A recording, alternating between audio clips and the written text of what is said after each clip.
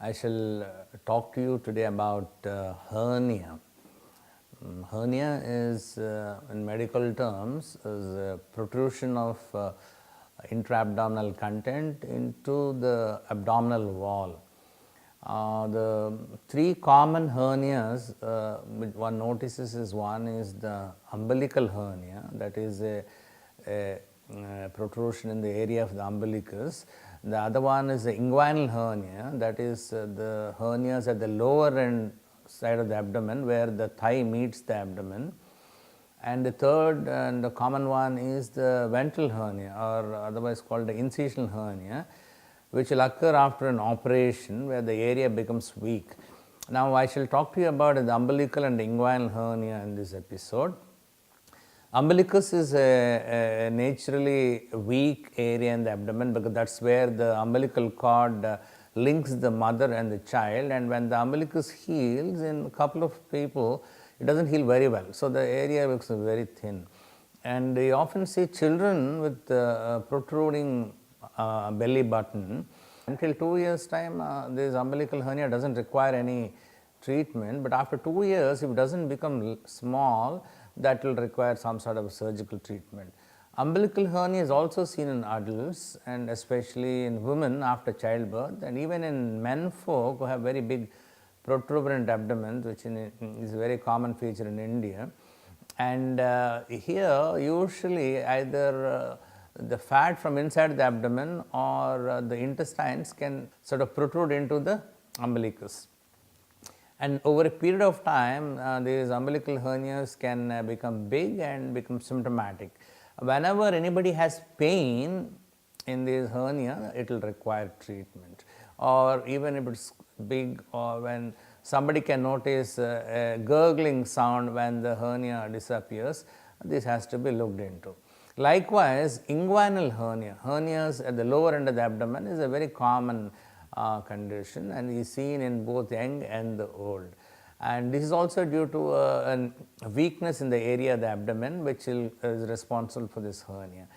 In any patient presenting with the swelling which increases on standing up or straining or while passing motion or lifting weights, that needs attention and should see a doctor, a surgeon preferably.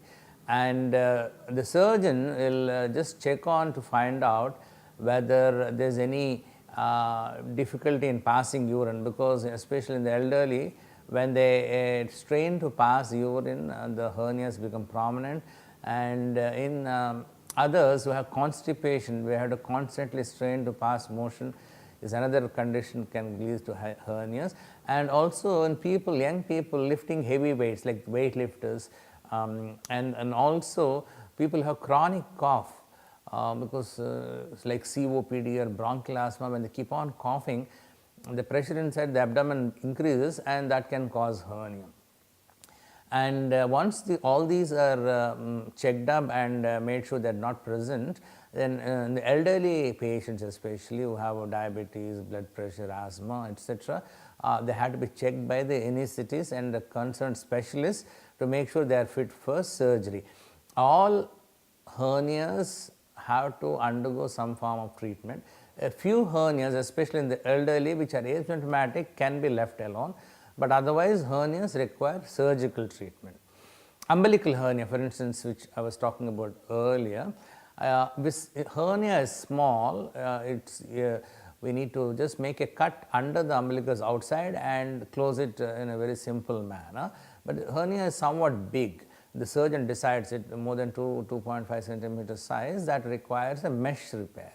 In other words, we need to put a net on the area to suture, and this is done mostly by laparoscopy. We do it by laparoscopy as a daycare surgery.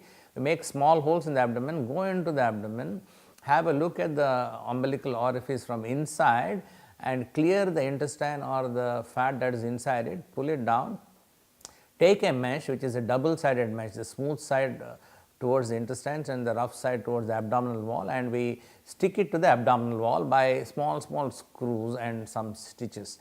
This is called laparoscopic umbilical hernia mesh repair, and this will not take more than about 20 to 30 minutes, and the patient will be back to her routine work in about 24 hours.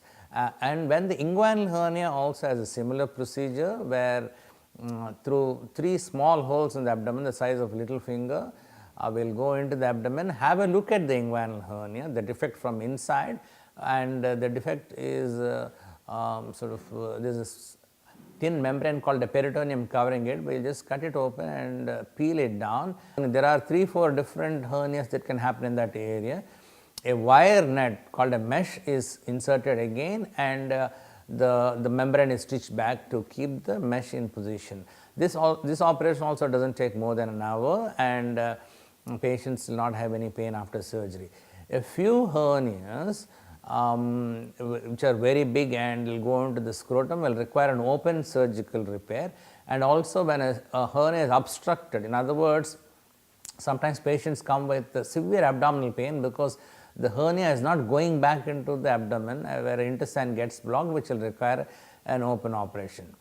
Why do hernias require surgery? Hernias require surgery because 1, they can become big, and 2, they can become obstructed, which makes it an emergency where we need to operate in the middle of the night. If you do not do that, the intestine which is protruded into it becomes gangrene, otherwise it becomes bloodless and can get damaged, require a major operation. The problem with hernias, of course, that require a certain expertise to do a good laparoscopic hernia repair, and hernia recurrence after surgery is not uncommon. Certain hernias, especially when we do not take care of the constipation and difficulty in passing urine or chronic cough, the hernias can recur. And many people keep asking that, why do you use a wire mesh which is a foreign body? Why can't you do without? All hernias will require a mesh. Mesh is a foreign body, but then again, in a very handful of patients, this mesh can cause problems in terms of infection, requiring it to be removed, but majority of the patients will not require a mesh to be removed. The foreign body will be accepted with the body, and it will get assimilated into the system and does not cause any trouble. Hernia recurrence is a problem, and if it recurs, well, again that will require surgical treatment. So, in effect, umbilical hernias and inguinal hernias are not uncommon. They usually are caused because of weak abdominal wall and sometimes increased abdominal pressure due to straining. They have to be treated surgically, and a mesh has to be used, and preferably laparoscopically, and this is again a daycare surgery. Patients get back to their normalcy in about 2 days time.